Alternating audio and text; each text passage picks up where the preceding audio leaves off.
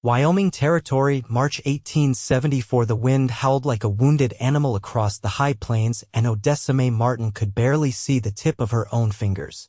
Snow lashed her cheeks, sharp as needles, and the sky had turned the color of pewter. Her skirts were soaked through, her boots heavy with mud and slush. She had wandered too far from the wagon trail looking for firewood, and now the world around her had vanished into a wall of white. Her father's voice, her younger brother's laughter gone. Swallowed by the blizzard. Her breath came in short gasps. She stumbled over a frozen root and landed hard on her hands. The cold bit through her gloves like they were paper.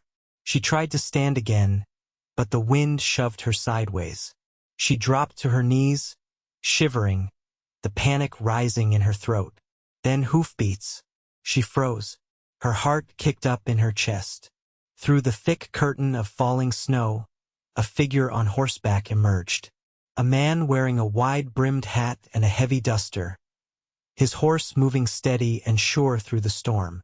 He spotted her and pulled his reins. The horse stopped just feet away. "You all right?" he called out loud over the wind. I do not know where my family is," she shouted back, eyes wide. He swung down from his horse in one fluid motion, crossed the short distance. His coat whipped behind him, snow-crusted in his dark hair and beard. He knelt in front of her without hesitation, his hands settling gently on her shoulders. "We need to get you out of this weather," he said, his voice calm but urgent. "Come with me." She hesitated, teeth chattering. "My name is Odessa. I was gathering wood. My father's wagon is somewhere behind. I will find them," he said. "But first, you need warmth. My horse can carry us both." She nodded, too cold to argue. He helped her to her feet, lifted her onto the saddle like she weighed nothing, then swung up behind her. His arms came around her, shielding her from the wind, his coat wrapping over them both.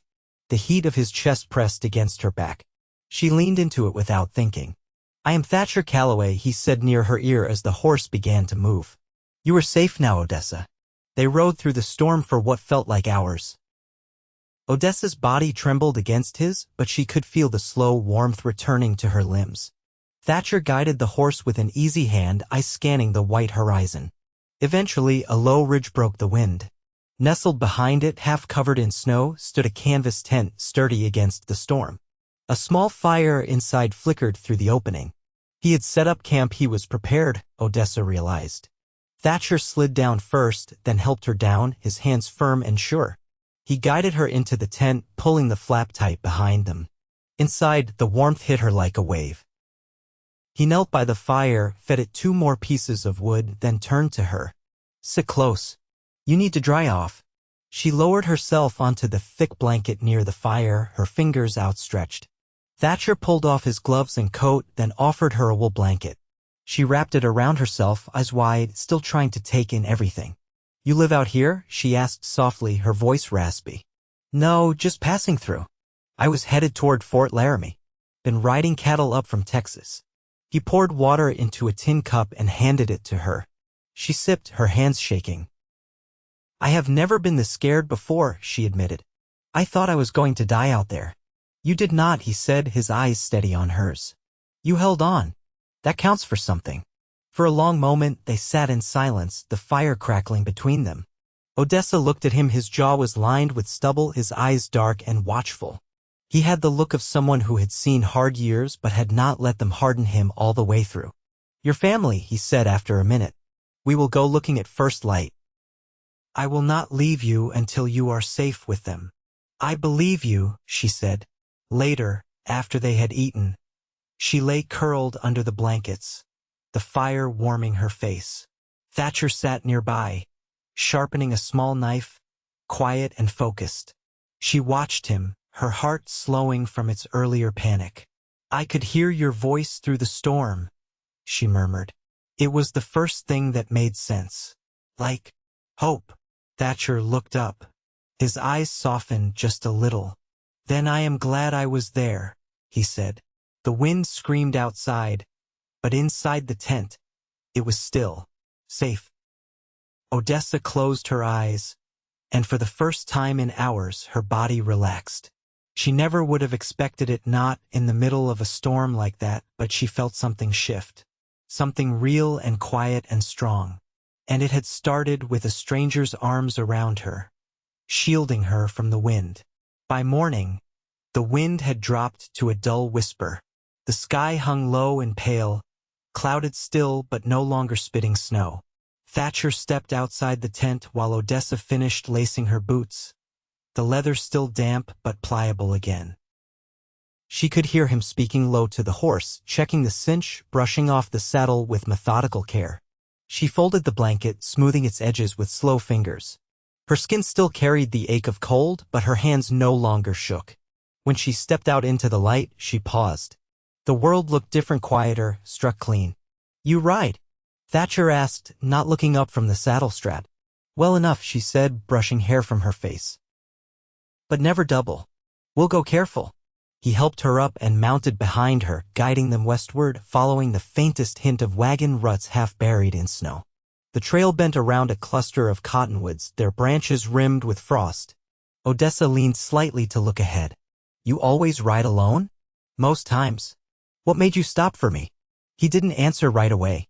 The horse moved steady beneath them, hooves muffled in the snowpack. "Didn't seem right to keep riding," he said at last. "You looked near gone." She nodded, eyes on the trees. "My mother passed 2 winters ago in Kansas. Since then, my father's been chasing land he swears'll give us everything we lost. It's been hard." He didn't fill the silence that followed. She didn't need him to. It felt like something settled between them instead of drifting off. By midday, they crested a rise and saw a thin trail of smoke in the distance. Her breath caught. A canvas-covered wagon sat huddled near a frozen creek, a mule tied to the back, its ears flicking. She sat straighter. "That's ours." Thatcher didn't rush the horse. He kept the pace even till they reached the clearing.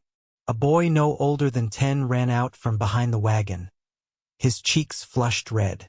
Odessa slid down and dropped to her knees, wrapping him tight.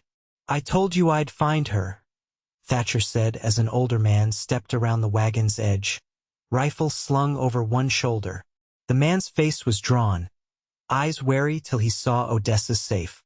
He lowered the rifle and crossed the snow in long strides. "You all right?" he asked, voice rough.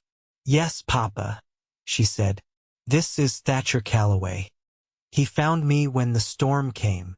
Her father looked the cowboy over. "No handshake. Just a nod. You're owed thanks." "Glad she's safe," Thatcher said. "You were about 5 miles off the main trail. Snow buried your tracks. We lost the sun. Mule nearly broke a leg in a hole." Odessa moved toward the fire pit her brother had been tending, then paused and looked back.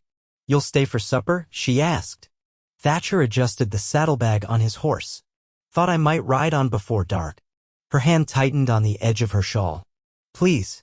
He studied her a moment, then gave a single nod. They sat around the fire that evening, the sky deepening above them. Her brother leaned against her side, drifting to sleep, while her father cleaned the rifle with slow, practiced movements. Odessa ladled stew into a tin bowl and passed it to Thatcher, who took it with a murmured thanks. "Where's your family?" she asked, voice low. "Gone," he said. "Long while now?" She didn't press. Instead, she passed him a crust of bread. As dusk thickened, her father laid the rifle beside him and gave her a long look. "We'll head for Rawlins tomorrow. There's a preacher and a doctor there. Might be work." She nodded slowly, then turned to Thatcher. "You headed that way?" He ate the last of the bread, brushed his fingers clean. "Maybe I am." Their eyes met across the firelight, something quiet and unspoken settling between them. He didn't look away. Neither did she. And in the hush that followed, with the last light fading behind the trees, Odessa felt the storm truly pass.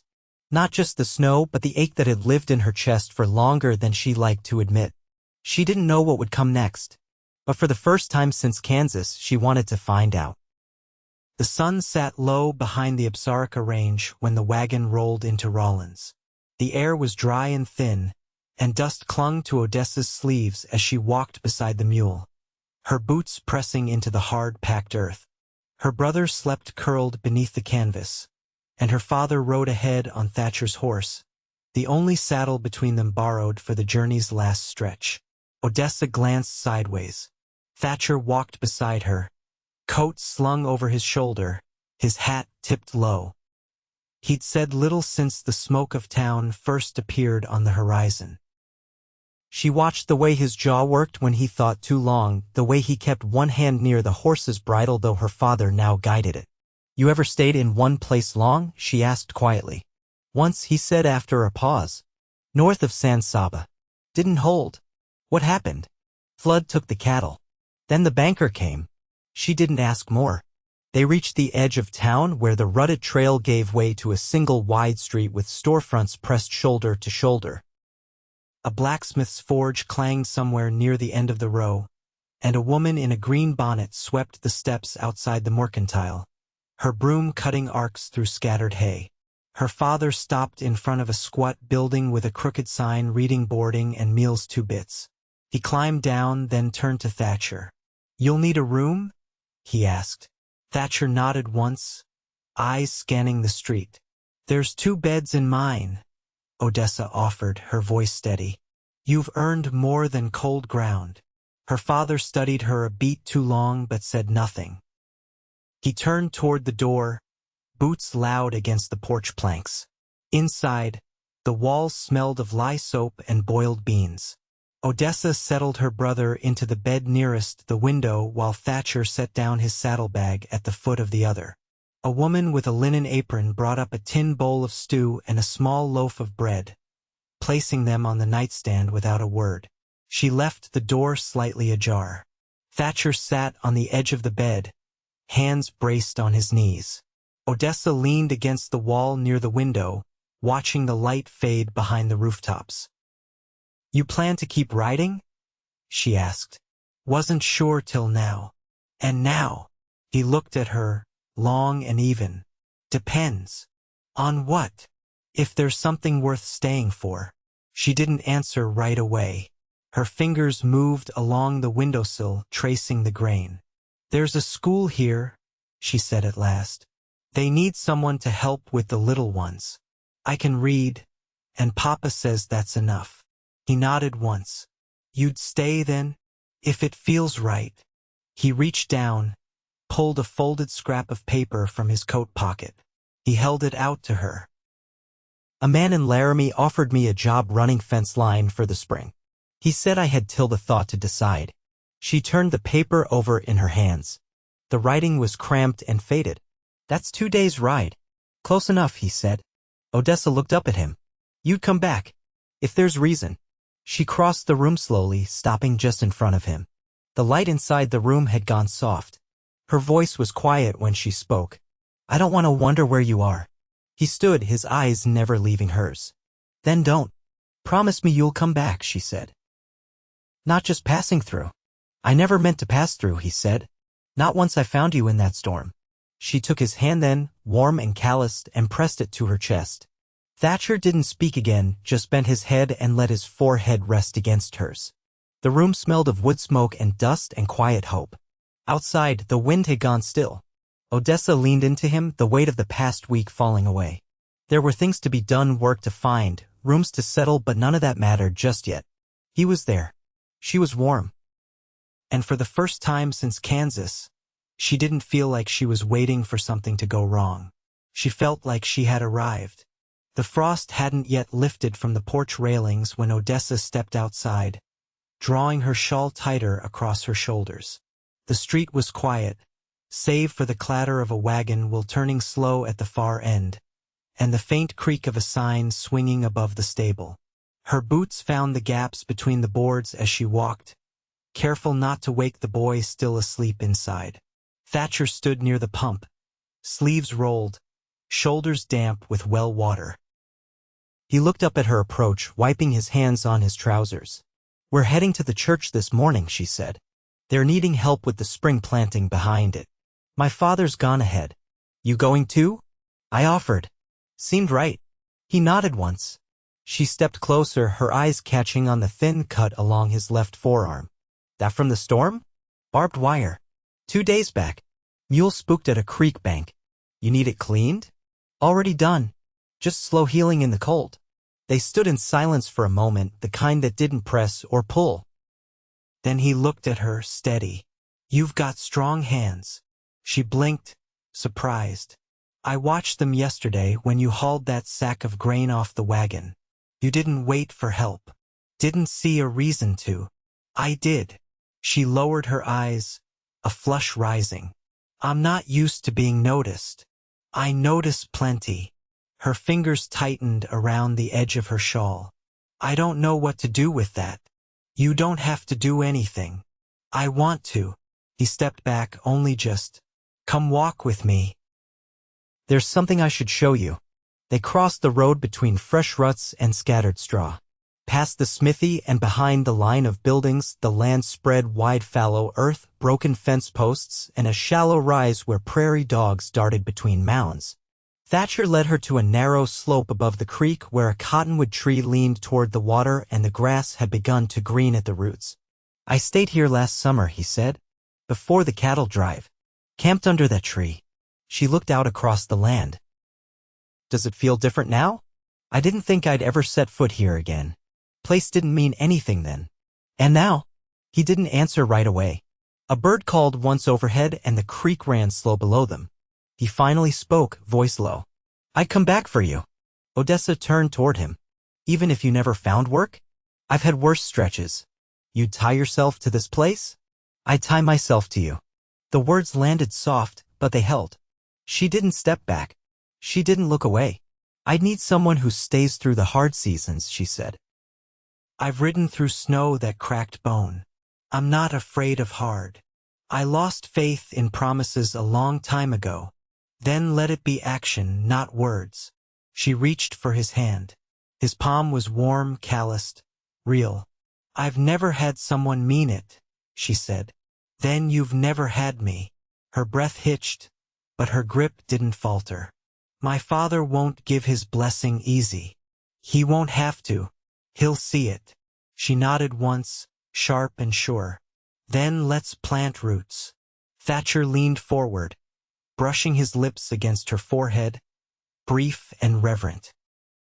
She closed her eyes, letting the wind carry the moment between them, nothing hurried, nothing forced. The creek ran on and the cottonwood held steady. And somewhere in that quiet, Odessa felt the ground firm beneath her feet. She had been lost in the snow. Now she'd been found. Not just by a man, but by something deeper, choice and the will to meet it. The earth turned soft as April deepened. Odessa stood behind the church with her hands buried in the soil, planting a row of onions where the pastor's wife had asked. A warm breeze pushed the scent of thawed grass across the field, and the sun sat bright but not harsh above her. Her sleeves were rolled and the backs of her hands were dark with dirt. She didn't mind. Thatcher had taken work mending fences for the livery stable on the north end of town. He came by every evening, quiet but steady, his boots carrying the dust of the day. He never brought flowers, never said more than needed, but he always stayed through supper, and he always carried her brother on his shoulders when they walked back to the boarding house. That afternoon, as Odessa wiped her palms on her apron, she heard the low creak of a gate behind her. She didn't turn right away, just finished patting down the last mound of earth. Didn't think I'd find you here, Thatcher said. They needed hands, she replied, brushing her hair from her cheek. And I like how the dirt holds warmth this time of day. He stepped beside her, crouched low, and ran his fingers through the tilled soil. Back home, we called this planting light, he said. When the morning frost's gone but the sun hasn't turned greedy yet. She glanced at him. You think of that place often? Only in pieces, he said. Mostly when the earth smells like this. They were quiet for a while, the kind that settled easy. Then she spoke.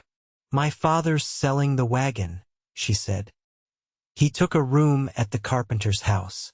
Says it's time to stop hauling our lives behind us. Thatcher didn't look surprised. He'll stay. He will. He nodded. And you? I want to build something, she said. Not just a roof. A life. His eyes found hers. I'd like to build it with you. You mean to ask? I do. You sure? I've never been more. She wiped her hands once more, then stood. Then you'll need to ask Papa. I already did. Her eyes widened. When? 3 days back. While you were inside the mercantile. He was standing beside the mule, tying a strap. I figured that was as good a time as any. And he didn't send you off? He said if I could carry the weight of your heart as steady as I carry that boy on my shoulders, then I'd do. She laughed, sudden and full. That was his way of giving a blessing. So I gathered. She stepped closer, her hand reaching for his. Then I say yes. They married 2 weeks later in the church behind the garden. Odessa wore a dress she had sewn from cotton shipped up from Cheyenne, the hem just brushing her boots. Her brother carried the rings, tucked in a handkerchief. The preacher's wife wept soft behind her hymn book. After the vows, they shared bread and stew behind the church, seated on benches Thatcher had built himself from pine. Her father gave her a carved comb, and when he pressed it into her palm, he said only, she'd be proud, before turning away to light his pipe. That night, Thatcher carried her over the threshold of the small home they'd fixed up near the creek. The roof no longer leaked, and the hearth took to flame with little coaxing. He set her down gently, then reached for her hand. You ready? He asked. I've been ready since the storm, she said. They danced once, slow and without music, her cheek resting against his shoulder. The fire cracked beside them and the wind outside carried the scent of new grass. Years passed. The garden behind the house grew thick with beans and squash. Odessa taught letters to the children in town and Thatcher took up smithing beside the stables. Her father died in the summer of his 72nd year, his hands still strong enough to carve a cradle for their daughter. They never left Rawlins. They didn't need to. When they sat on the porch in the evenings, watching the sun slip low across the prairie, he would take her hand in his without needing a reason. And when she looked at him, she still saw the man who had found her in the snow, the one who had not spoken promises but had lived them day by quiet day. Their love never shouted. It never needed to. It was there in the steady way he passed her the morning coffee, in the way she kept his shirts mended at the collar, in the hush between them that never asked for more than presence. And when their children were grown and the house settled into its old wood scent, they still walked the edge of the creek together, beneath the cottonwood that had first heard their hearts speak. They endured. They built. They loved. And they were home.